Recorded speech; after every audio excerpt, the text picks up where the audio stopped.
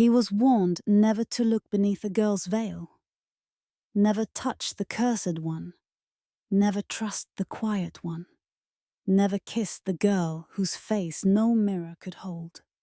They said she was hideous. They said her eyes could rot a wolf's soul. They said one glimpse would twist his mind and crack his crown. So when she walked into his palace in a threadbare cloak, the guards laughed. The nobles sneered. Even he thought she was just another offering from a desperate village. A plain girl sold to pay her family's debts. He didn't know they'd sold her to hide their crime. He didn't know a jealous stepmother had carved a curse into her skin. He didn't know the mark she hid under that veil glowed with the exact power that could end his bloodline. He smelled nothing special. No mate scent. No prophecy. Just fear. So he chose her anyway. To spite his enemies. To mock the old seers. To prove no curse could scare an alpha king. But the first time a blade flew toward his throat, she moved faster than his guards. Her veil slipped. The room froze. Because the ugliness they'd mocked was a living sigil etched in shadow and light. A mark his enemies had paid for. A mark meant to kill him on sight. A mark that flared instead and swallowed the attack meant for his heart. By midnight, the palace would call her monster. By dawn, every wolf in the kingdom would kneel to the girl they sold for being infertile and unworthy. And the Alpha King would learn the hard way that the only thing more dangerous than the curse on her face was the way his heart chose her before he ever saw it. If you were her, would you keep hiding the curse that can kill a king? Or pull off the veil and let the whole world see who really deserves to burn? Tell me in the comments. And don't forget to subscribe if you love brutal, twisted alpha romances where the monster girl becomes the last prayer the kingdom has left. This is the story of a girl who grew up afraid of her own reflection, and a king who thought no curse in the world could touch him. It's a story about envy that turned into sorcery, beauty twisted into a weapon, and a wolf throne built on the wrong prophecy. It's about a girl who hid a monster's face behind a veil. Not because she was weak, but because every time she tried to show the truth, someone got hurt. She wasn't cherished. She wasn't believed. She wasn't loved. She was just Lyra, the plain, barren daughter of a man who remarried too fast, the stepchild nobody wanted at the feast table, the girl blamed when the fields dried and her father's debts grew teeth. And somewhere far above the little village that sold her, in a fortress of stone and moonlight, sat Caelan Dravon, Alpha King of the Iron-Crest Wolves. The coldest, most feared ruler of their age, the one the seers kept warning. A mark is coming for you. It will wear a girl's skin.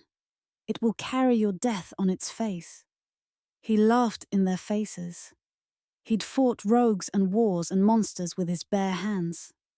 What could one cursed girl do to him? But destiny doesn't care how sharp your claws are. Destiny doesn't fall to its knees when you wear a crown. The Knight Lyra of Hollow Reach was dragged to the capital in chains and silk. The old prophecies stopped being a story told in whispers and became a knife pressed to the king's throat. Because the jealous stepmother who cursed Lyra had no idea that the same mark meant to kill the Alpha King, was also the only magic in the world that could keep him alive. And the moment Caelan heard Lyra's voice through her veil, soft, shaking, stubborn, his wolf went still in a way it never had before. This is how a girl sold as a defective bride became the deadliest secret the kingdom ever tried to hide. and it starts on the night she was bought like livestock and chosen by the one man she was born to destroy. They came for her at dusk. Lyra was in the chicken yard, hands chapped, skirt muddy, trying to coax the last sickly hen out from under a broken crate. "Please," she murmured, "just one egg." "One." Her stepmother's voice sliced through the air. "Lyra!" Lyra flinched. The hen darted away. Stepmother Rhiannon stood in the doorway of the cottage, gold bracelets glinting painfully against their cracked wooden frame, mouth twisted into something that only looked like a smile. Men in dark leather stood behind her. Not villagers, not farmers, wolves from the capital. Lyra's stomach dropped. Her fingers went automatically to the veil tied around her head, making sure every inch was covered. "Inside," Rhiannon said. "Now." Lyra wiped her hands on her skirt and hurried in, heart pounding against the mark, burning faintly under her skin. It had started as a birthmark, a strange swirl of silver lines along her right cheek and jaw. Her father used to trace it with gentle fingers, calling it her moon kiss.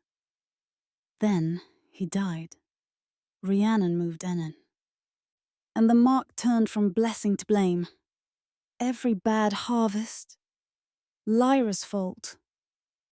Every miscarriage Rhiannon suffered, Lyra's shadow. Every whispered rumor about ugliness and bad luck, Lyra's face under her veil. On Lyra's 13th birthday, Rhiannon dragged her to the old witch in the swamp and paid in golden blood for a curse. The mark changed that night. It burned. It moved. It drank something from the air around Sean. That's now, the witch rasped. Any wolf who looks upon the mark without permission? What? Rhiannon demanded. The witch's grin was all rot. Their soul will twist. Their power will break. Rhiannon's eyes gleamed. Good. She'll never marry, never bring shame to my house.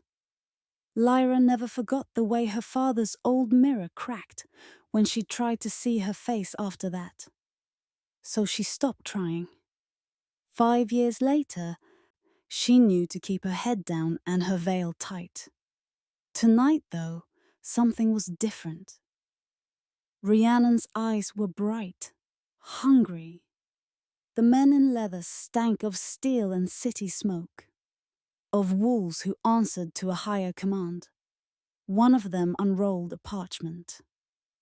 By decree of Alpha King Caelan Dravon, houses owing unpaid levies may enter the royal bride lottery. Lyra blinked. Bride lottery?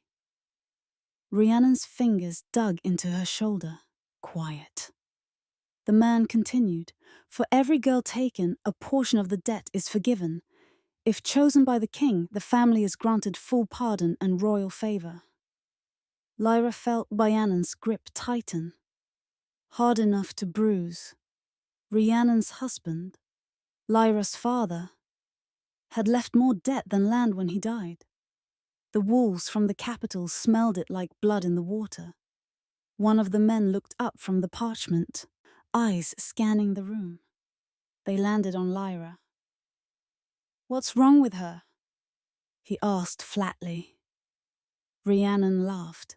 "Plain, useless, barren, most likely. Her blood runs thin.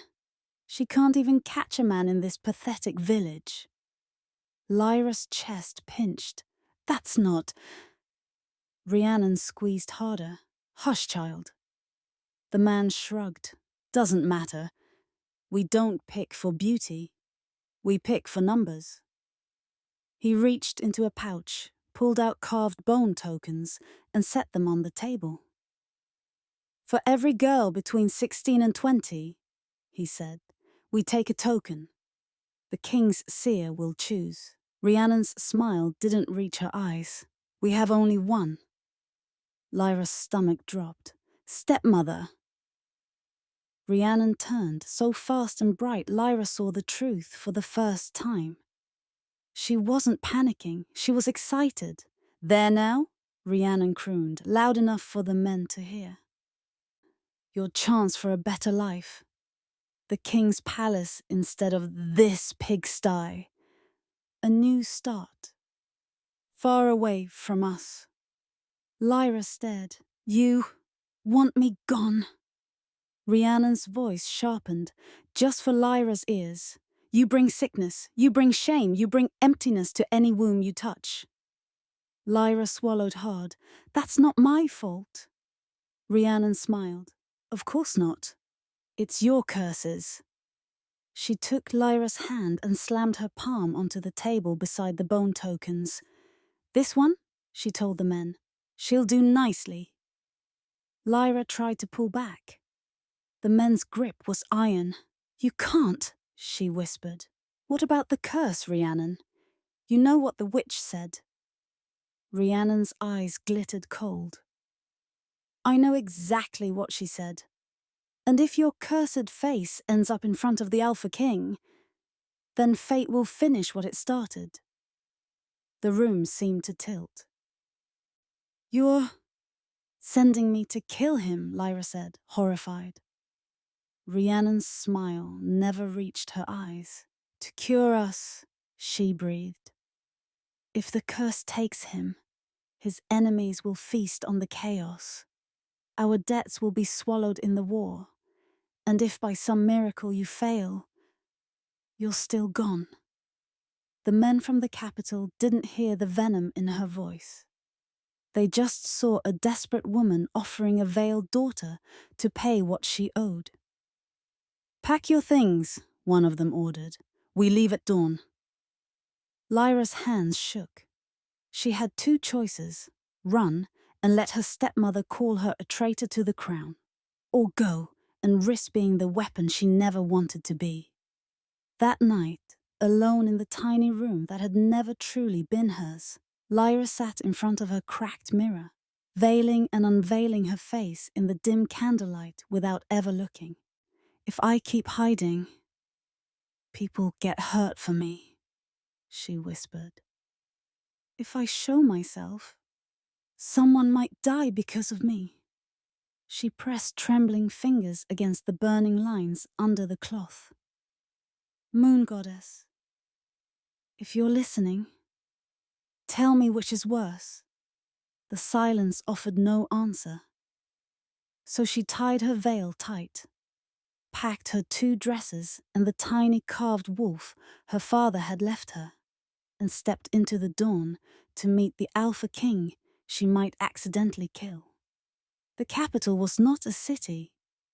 It was a wolf's jaw made of stone. Lyra rode in the back of the wagon, eyes burning from wind and dust, trying not to stare at the looming black walls ahead, or the banners snapping with Ironcrest's sigil. A wolf's head crowned in silver thorns. Inside those walls, Caelan Dravon paced his war room, listening to his advisors argue about omen. The seers speak with one voice, Elder Maros insisted. A cursed mark approaches the court. It will wear a girl's face. It will be the end of you. Caelan chuckled without humor. The last 10 prophecies said I'd die to a dagger, an earthquake, a storm, my own brother. He's been dead for 8 years, by the way. And a pastry choking hazard. The pastry omen was misinterpreted, Maros muttered. Caelan rolled his shoulders, fighting the restless itch under his skin. His wolf didn't like being penned up with nervous old men. Let me guess this one, he drawled. The only way to avoid my terrible fate is to hide from every girl in a veil, or marry some simpering highborn my mother likes. The war room went quiet. His beta, Rhiannon, leaned against the map table.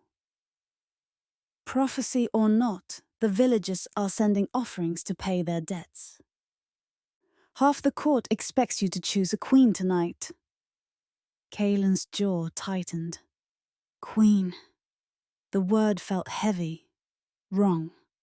He'd taken the crown in blood and flame, not by inheritance. He'd watched his father die with madness in his eyes, his mother crumble under grief, and his younger brother fall for a girl with kind smiles and poisoned hands. Every bond he'd ever seen up close looked like a chain. His wolf wanted something else entirely. Something stubborn and hard to name. But Kaelin didn't have time for wants. He had a kingdom to keep from devouring itself. Bring in the offerings, he said. Let the council gawk and gossip. I'll choose someone no prophecy recognizes and call it a night. Rian snorted. Very romantic, Majesty. Kaelin's lips twitched. Romance is for wolves who don't have assassins at their gates. If I take a queen, it'll be to shut the old bloodlines up, not because I believe in fate. Maros shook his head. You mock what you don't understand.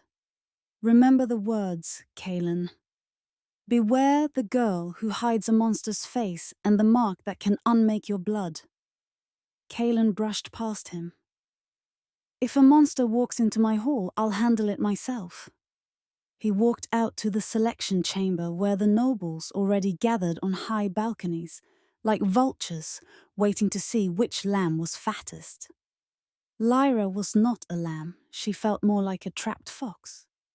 The hall took her breath and her voice at once. Soaring ceilings, banners heavy with history. Hundreds of eyes cutting like knives. The other village girl whispered in clusters, faces painted, hair braided, veils thin and fancy, meant to tease rather than hide. Lyra's veil was thick, plain, covering everything from her nose down. Snickers followed her wherever she moved. Why cover it all? Is she diseased? Her father probably couldn't afford a decent face. Maybe the king will pick her for a joke. Lyra kept her eyes on the floor, and her hands clenched until her nails bit skin. Don't react, don't look, don't draw attention. The far doors boomed open. Conversations died. The Alpha King entered. Lyra felt him before she saw him. A weight in the air, a presence like a distant thunderhead, boots on stone. Power that wasn't theatrical, but tightly leashed. She made the mistake of looking up. Kaelin Dravon was what the village stories had promised. They said monster. They said demon. They said eyes like pits and teeth like daggers. He was just a man. Tall, broad-shouldered, jaw shadowed with stubble like he'd forgotten to play dress-up properly.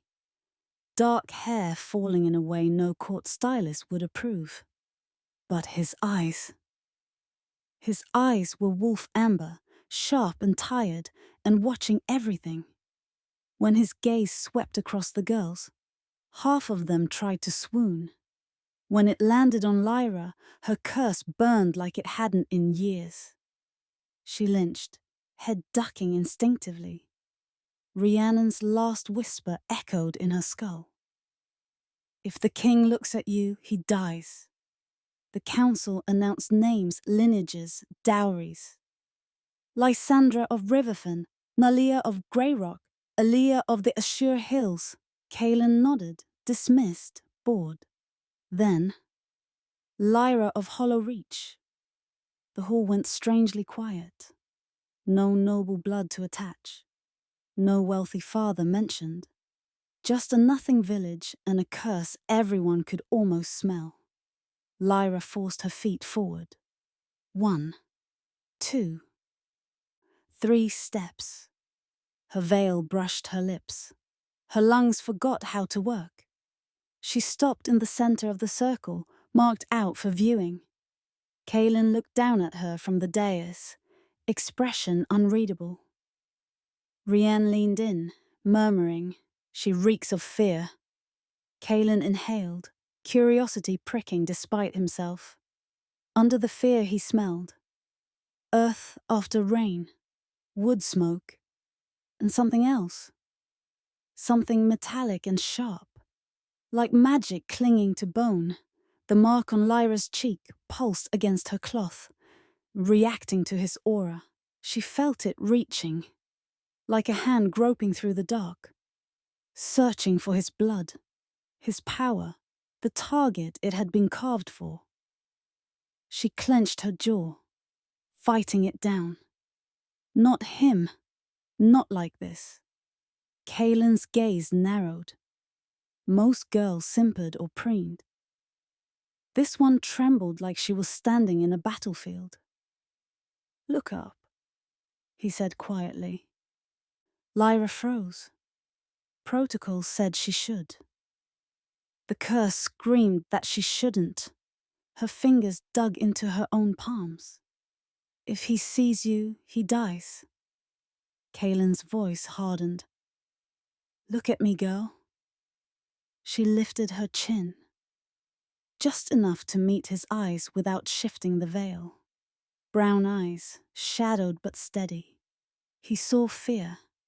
He also saw something else. Anger, buried deep. Not at him, at the world. He'd seen that look in soldiers, not village offerings. "Do you want to be here?" he asked. A murmur rippled through the hall. The king did not ask that. Lyra swallowed. Truth tried to claw its way out. "No," she said softly. Gasps. Rian choked. Maros stared in horror. Kaelin's lips twitched. "Then why did you come?" "My family owed too much," Lyra said. "My stepmother decided for me." A twist of something almost like guilt brushed his chest. His war taxes hit villages hardest. He'd told himself it was necessary. He hadn't thought about girls in threadbare veils being sold to cover the bill. "Do you know who I am?" he asked. She could have lied. No one would believe a peasant girl didn't worship his name. "Yes," she whispered. "You're the man they say no curse can touch." The hall went still. Kaelin's eyes sharpened. "Do you believe that?" Lyra's curse burned hot, clawing at her skin, tasting his magic in the air. She met his gaze and lied for both their sakes. "Yes, my king." Something in him recoiled. He hated that title on her tongue. He took a step down, closer than protocol allowed. "Why the veil?" he asked. Lyra's heart stopped. "Maros est, sire, the seers." Kaelin ignored him. Lyra's voice shook. "I was cursed. My face brings misfortune. The veil keeps others safe." Laughter rippled from the balcony. "A cursed bride, how quaint." "Hideous, I'd wager." "Perhaps the king will punish the village just for the insult." Kaelin's jaw flexed. "Who cursed you?" Lyra's fingers tightened. "Family," she said. "Jealousy."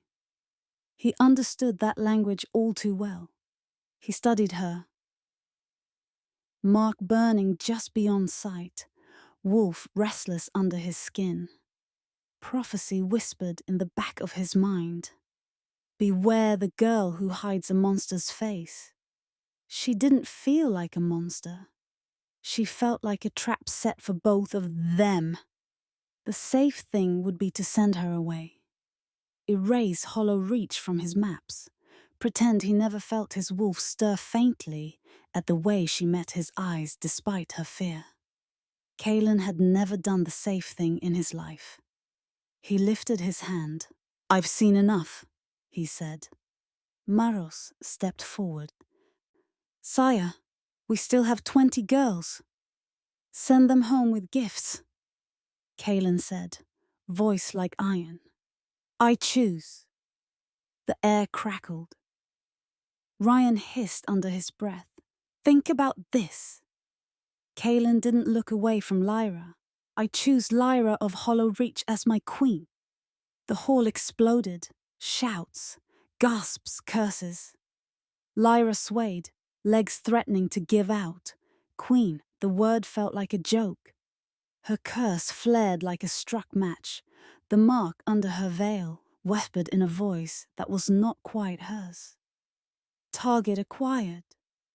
Lyra dug her nails into her arms. If she stayed near him, the curse would keep trying to complete itself. If she ran, her village would burn for her disobedience. Kaelin watched her, feeling the whole kingdom shifting like unstable stone under his feet. He had just chosen the girl the seers warned him about. He had done it on purpose. Let prophecy come, he thought. But as Lyra bowed low, hands shaking, he couldn't shake the cold certainty that he hadn't just defied fate. He'd invited it to dinner. The first night in the palace, Lyra didn't sleep.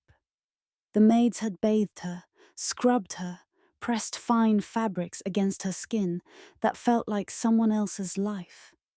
They'd offered to remove the veil. Their hands kept, accidentally drifting toward the knot. Lyra slapped them away without meaning to. Don't, she gasped. The oldest maid narrowed her eyes. What are you hiding, girl? Lyra had heard that tone her entire life. Bad luck, she said. For everyone but me. They left her alone after that. In the moonlit quiet of the Queen's chambers, Lyra sat on the edge of the bed, face burning under the cloth, Mark whispering like a second pulse. Every time she closed her eyes, she saw Kaelin's face. The way his eyes had narrowed, not with disgust, but with something closer to curiosity. She hated that curiosity. She hated how a tiny, traitorous part of her wanted him to keep looking. He was the one person she should stay farthest from. He was the bullseye the curse had been painted for. Somewhere else in the fortress, Kaelin sat at his war table, ignoring the stack of treaties and reports. Rian threw up his hands. You didn't even sniff her properly. Kaelin glared. I don't sniff girls in front of the entire court like a hound. You chose a veiled stranger with no alliance ties. Rian argued. The old bloodlines are furious. They think you slapped every noble house in the face. I did, Kaelin muttered. They needed it. Maros leaned heavily on his staff. You saw the signs, Majesty. The mark is real. You brought the curse into our walls. Kaelin's wolf prowled under his skin, unsettled in a way battle never made him. I brought a girl who's been used as a scapegoat her entire life, he said. The only monsters I see so far are the ones who carved her up and sent her to me. Maros's eyes flashed. That mark is not pity. It is power. Power someone paid for. It will react to you. Kaelin's jaw tightened. Then I'll control it. Or it will control you, Maros murmured. The warning hung between them. Finally, Kaelin stood. I'll judge with my own eyes. Until then, she's under my protection. Anyone who tries to harm her answers to me. Rian shook his head. Letting your heart get involved in prophecy is how your father lost his mind. My heart is not involved, Kaelin snapped. She's a political problem, not a romantic one. His wolf didn't buy it. Later, when the palace had quieted to a restless sleep, Kaelin found himself walking the corridor, that led to the Queen's chambers. He told himself it was caution. He needed to see whether she was a threat or a frightened pawn. The guards outside her door stiffened. "Majesty." "Any trouble?" he asked. "No, sire." "She hasn't left the room." He hesitated, then knocked once and entered. Lyra jumped to her feet, nearly tripping over the hem of her new gown. The room smelled like soap, fresh linen, and underneath it, that strange metallic tang of the curse. Her veil turned toward him, eyes wide in the narrow gap. He shut the door behind him. "Forgive the late hour," he said quietly. "We have things to discuss." Lyra's hands twisted in her skirt. "I understand." He nodded at a chair. "Sit." She perched on the edge, back straight with tension. He stayed standing, keeping distance in case prophecy decided to be dramatic. "You're queen by my word now, Caesar," he said. "That makes you a target." Lyra laughed softly, the sound too brittle. "I've been a target since I was 12, my king. The only difference now is the size of the crosshairs." He frowned. "Who taught you to talk like that?" "A witch," she said. "A cruel stepmother. A world that likes its monsters female and powerless." His lips twitched despite himself. "You speak boldly for someone who claims to fear her own face." Her fingers flew to her veil. "Bold words are easier than bold looks." He studied the line of her jaw, the way the cloth shadowed what the curse had done. "Show me," he said. Lyra froze. "No. That was not a request. It was not a suggestion when the witch said my mark can hurt you." She shot back. He stiffened. "She spoke of me specifically?" "She said a wolf with a crown in his blood would be the first to fall," Lyra whispered. His wolf stilled, eyes narrowing. "You believe her?" Lyra thought of Rhiannon's eager face as she'd handed her over. "I believe people like me are rarely cursed by accident." He stepped closer, slowly, enough that the curse hummed like a plucked string. "Look at me, Lyra," he said softly. She did. For a heartbeat, the world shrank to amber and brown, and the thin line of cloth between them. He lifted his hand, slow, deliberate, and stopped just short of the veil. His wolf pressed forward, sniffing for danger, for mate, for anything that would explain the unease. "Do you want me dead?" he asked. Lyra sucked in a breath. "No." "Are you here by choice?" "No." "Has anyone ever asked you what you want?" She almost laughed. "No." He held her gaze. "What do you want?" The question hit like a blow. She wanted her father back. She wanted Leo, her little half-brother, not to fear her touch. She wanted Rhiannon to look at her without seeing a threat. She wanted to see her own face without fear of what it might do. "I want to stop being the weapon in everyone else's hand," she whispered. His throat tightened. "I know what that feels like," he admitted. Their eyes locked. Two people who had never been allowed to choose anything that mattered. The curse between them pulsed, but softer, confused. It had been woven with hate, with intent to kill. It didn't understand this recognition. Something shifted inside it. A thread loosening. Lyra's hand flew to her cheek. She could feel it changing just a little. "What did you do?" she whispered. Kaelin stepped back, brows drawing together. Nothing, he said, yet. He didn't know it.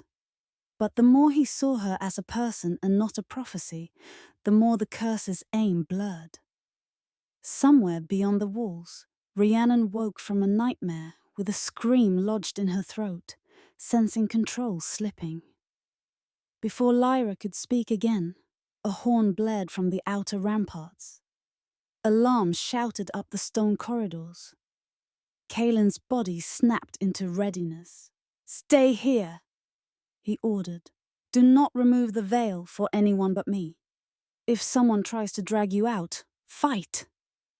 Lyra's fingers trembled. "What's happening?" "Trouble," he said, "and I don't intend to let it reach you."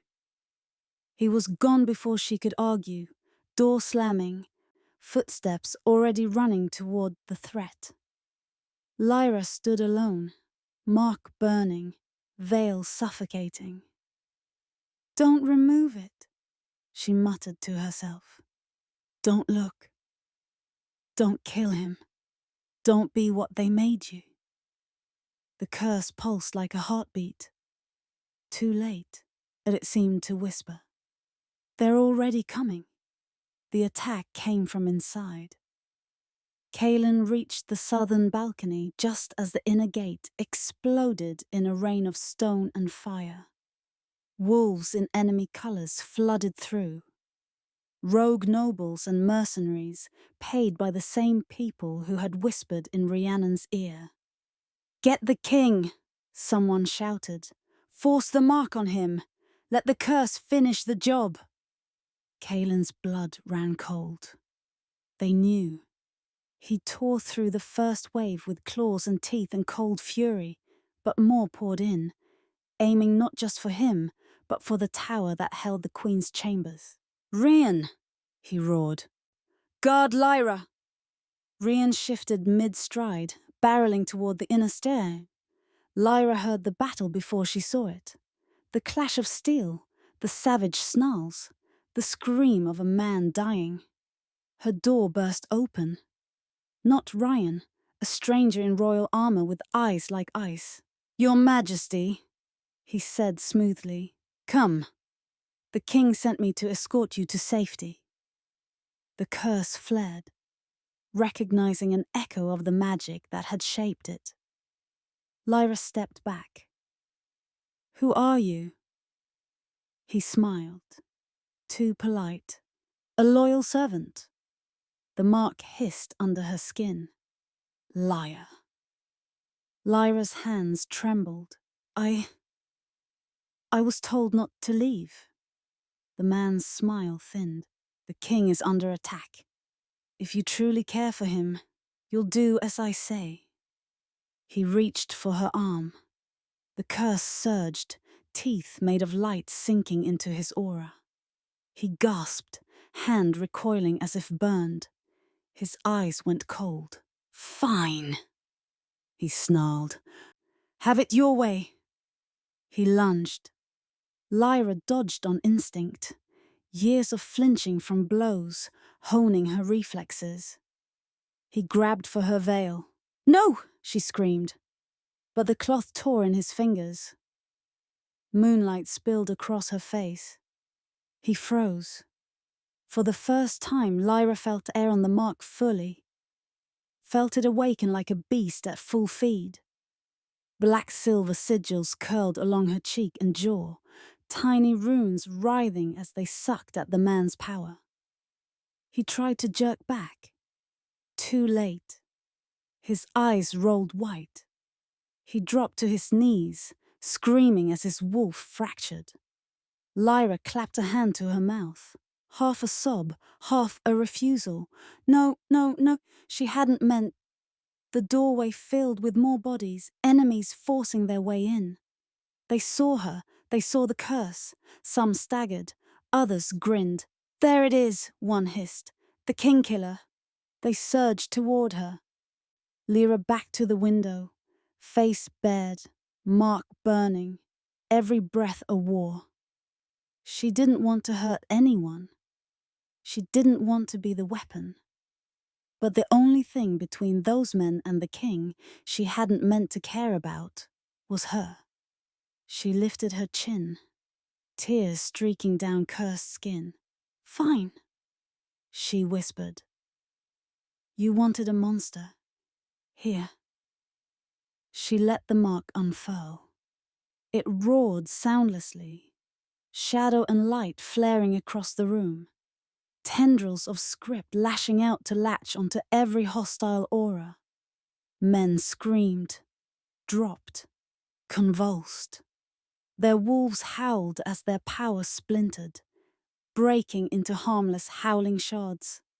Lyra's knees buckled under the force of Ed Torts. She gripped the window ledge, gasping, visions spinning through her. Kaelin fighting alone, Ryan bleeding on the stairs. Rhiannon laughing as she signed the contract that sold her. A final wave of soldiers pushed through, not toward her now, but past her, toward the balcony that overlooked the main hall. Lyra stumbled after them. Below, chaos reigned. Kaelin stood in the center of the throne hall, surrounded, blood streaking his face, eyes bright with battle rage. Enemies circled, and above them, in the highest gallery, a crossbow was being loaded with something that pulsed sickly. A bolt, etched with the same runes as Lyra's mark. "Bring the girl," someone shouted. "Put the mark in his sight line." The surviving soldiers grabbed her arms. Lyra thrashed, but the curse had drained her. They dragged her to the balcony rail, forcing her to look down at Kaelin. He glanced up, eyes widening at the sight of her bare face, and the carved sigils aimed directly at him. In that split second, Lyra understood the design. The curse would feed on his power through sight, mirror his wolf, then tear it apart. She met his gaze, heartbreaking. "I'm sorry," she whispered. He shook his head once, bloody and furious. "Don't apologize," he shouted. "Fight it!" The enemy commander laughed. "She can't! That mark belongs to us!" He signaled. The crossbow fired. The cursed bolt streaked through the air, aimed at Kaelin's heart. Lyra didn't think. She moved. The curse leapt in her skin, eyes and sigils and old witch magic screaming. Lyra flung herself over the balcony, body arcing through space, mark reaching. The bolt hit its true target. Her. The sigils on the shaft collided with the sigils on her skin. Light exploded. Black, white, silver. A storm of tangled magic, detaching from its assigned victim and searching for the nearest heart. Kaelin watched in horror as Lyra's body lit up with every death meant for him. "No!" he roared, wolf ripping free as he leapt to catch her. She crashed into his arms, light searing them both. For a moment, their eyes locked through the blaze. "You weren't supposed to be the one to die for me," he choked. Lyra smiled, tears burning away in the heat. "Maybe that's the one rule your prophecies got wrong," the curse screamed. And then, for the first time, it shattered. The sigils blew outward, ripping into the enemy forces, seeking marks that matched their maker. The betrayers, the jealous, the ones who had asked for this blood price in the first place. Men dropped all around them, their stolen power turning in on itself. The hall fell eerily quiet after the last echo faded. Kaelin clutched Lyra, heart pounding, expecting to feel her go limp. Instead, she was breathing, shallow, shaking, but alive. The mark on her face was different, still there, but softer, The angry runes melted into something like a scar of moonlight. Her eyes fluttered open. "You're heavy," she whispered, voice weak but teasing. A laugh burst out of him, half sob, half relief. "You fell on me from a balcony," he rasped. "Forgive me for not being weightless." Around them, wolves stared in stunned silence. The deadly curse that was supposed to kill their king had turned on his enemies instead. And the girl they called Monster had been the one to choose which way it broke. After the smoke cleared, after the wounded were carried out, and the traitors dragged in chains to the dungeons, Kaelin refused to leave Lyra's side. He sat by her bed in the healer's wing, ignoring council summons and political fallout. Ryan leaned in the doorway, bandaged and annoyed. "You're supposed to be proving you're too strong for curses," he said, "not staring at the girl who just took one for you." Kaelin didn't look up. "Go away, Ryan." "You know the nobles are screaming, right?" Ryan persisted. "They're calling her witch spawn, monster, unnatural." Kaelin's jaw clenched. "They called me worse when I took this throne." "They'll live." "Some of them won't if you follow through on the executions you ordered," Ryan pointed out. "Good," Kaelin said. Ryan sighed. "You're changing the shape of this kingdom for her." Kaelin glanced at Lyra's sleeping face, at the softened mark, the way it now looked less like a weapon, more like a story written on skin. "She changed it for me first," he wailed quietly. When Lyra finally woke, the first thing she saw was the ceiling beams, golden in the afternoon light. The second was Kaelin's head resting on his folded arms at the edge of her mattress. His hair was messed, his clothes wrinkled, a king undone. "Did I win?" she croaked. He jerked upright, eyes blazing with a light she'd only seen in battle. "You're awake," he breathed. "You're observant," she murmured. He laughed, relief making it rough. "You almost died," he mid. "You almost did," she countered. He reached out, stopping just shy of her cheek. "May I?" She swallowed. "Yes." His fingers brushed the mark. No explosion, no curse surge. Just warmth and a faint hum like the tail end of a song. "It's different," he said. "It feels different," she admitted. "I think when the death meant for you hit me instead, it rewrote itself." "Into what?" She held his gaze. "Into what I chose, not what they carved." His throat worked. "Do you regret it?" he asked. "Taking the curse meant for me." She thought of her father's cracked mirror, Rhiannon's smug smile, the witch's rotten teeth. Then she thought of his face in that split second before the bolt struck. Not proud or angry, just afraid for her. "No," she said. "For the first time, what I did with my own body was my choice." His eyes softened, something like reverence in them. "I owe you my life," he said. "You owe me a better kingdom." She shot back. He blinked. "Demanding, aren't you?" "I'm tired," she said. "Not stupid. If I'm going to be your cursed queen, I want fewer girls sold here to cover tax debts and more stepmothers in prison." He stared at her for a long moment, then bowed his head. "As my queen commands," he said. Later, in front of the entire court, he made it official. They gathered in the throne hall again, whispers buzzing like flies. He stood at the top of the steps, crown heavy on his head, wolf very awake under his skin. Lyra stood beside him, face fully bared. Gasps rippled. Some flinched at the mark. Others stared, mesmerized. Maros stepped forward. "The people are fearful, Majesty," he murmured. "They remember the prophecy. They saw her break it. Yes, but also wield it." Kaelin's voice rang out across the hall.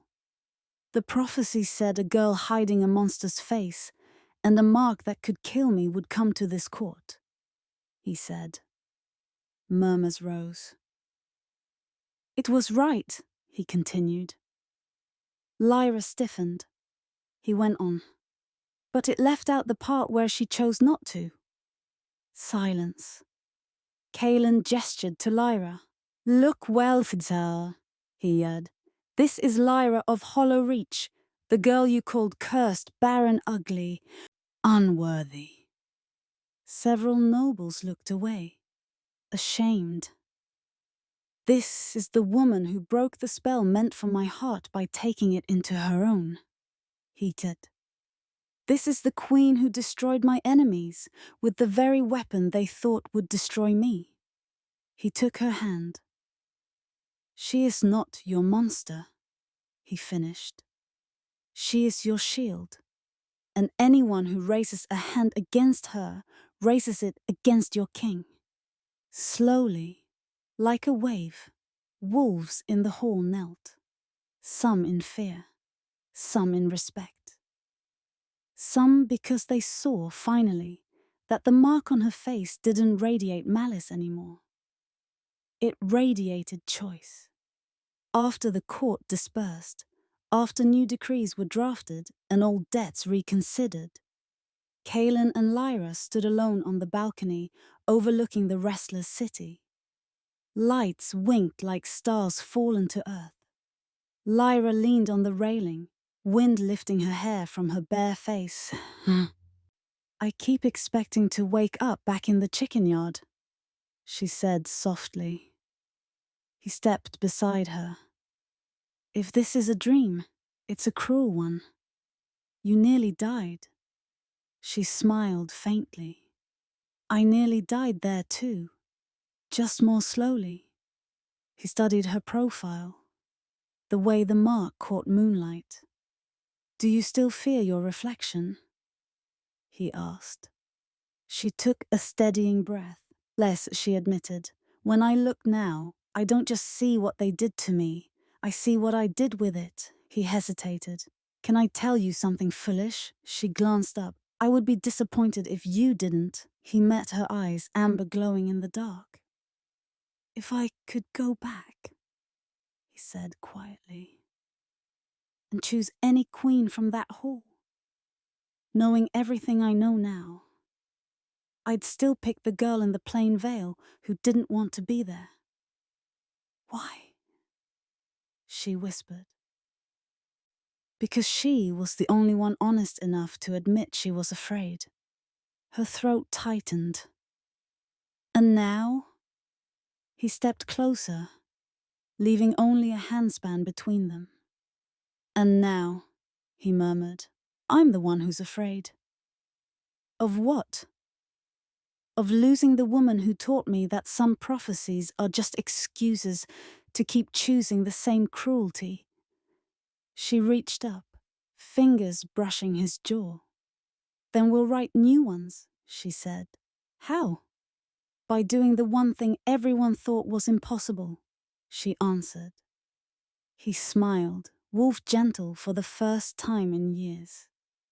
"Keeping a cursed queen on the throne?" "No," Lyra said, "by letting her be loved anyway." He cupped her cheek, thumb tracing the softened mark. "Then let me be the first," he whispered, voice barely more than breath.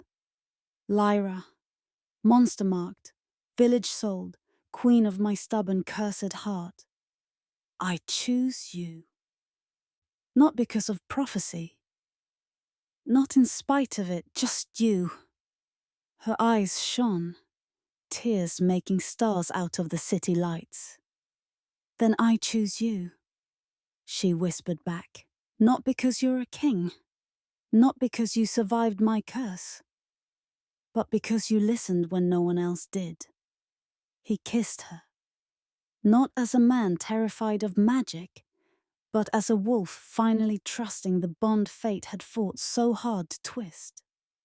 Somewhere far away, in a cottage that suddenly felt too small, Rhiannon's latest mirror shattered without anyone touching it. The witch in the swamp woke to her protections unraveling, muttering about girls who didn't do as they were told. And in the capital, people slowly stopped spitting the word monster when they talked about their queen and started saying our shield instead. They tried to curse her out of existence, but in the end, the only thing Lyra's mark destroyed was the future where she never became the Alpha King's chosen, cursed, and utterly unstoppable queen.